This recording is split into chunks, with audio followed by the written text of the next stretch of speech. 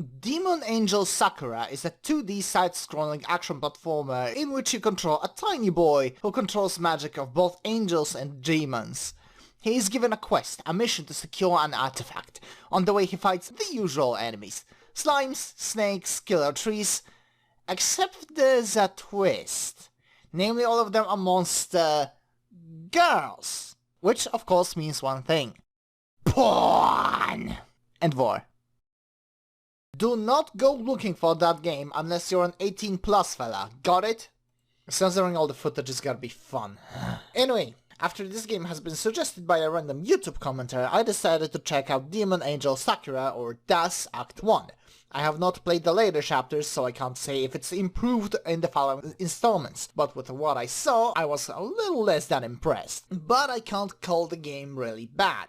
It's decent, I admit, but it's not excellent. At the very least, it has a story. Heaven and hell don't get along, heavenly artifact is stolen, traverse your way through hell to recover the MacGuffin. But the most enjoyable story bits really come from the interactions between your player character and the various creatures they encounter, especially when the friendly NPCs are involved. Your character is charming, if a bit naive, but certainly determined in a fight when his or his friends' lives are at stake. But when someone isn't a threat to him, he'll just take the punishment without complaint. The enemies here don't need much justification to pursue you. You're just possible prey that they go after to satiate their hunger or lust.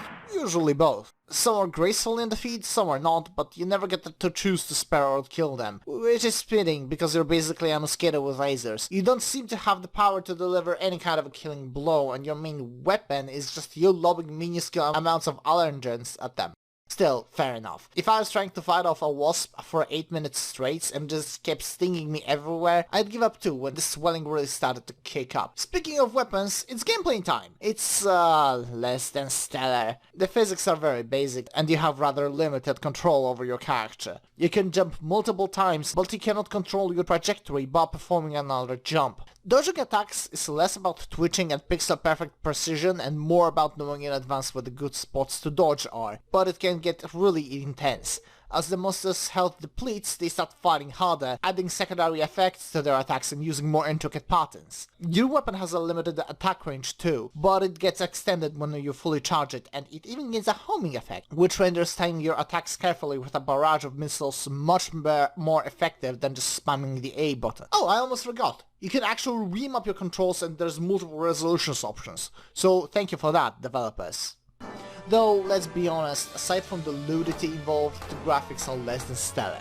The animations are very basics and the backgrounds aren't much for eye candy, but they do their job well enough, and I can't complain about that at least. Despite their simplicity, platforms and projectiles are clearly visible and I never had problems of figuring out what's the background and what's the platform. The characters themselves, or rather simply drawn, never looked off-model or suspiciously placed or proportioned. And trust me, this game is all about proportions. Gentlemen, behold!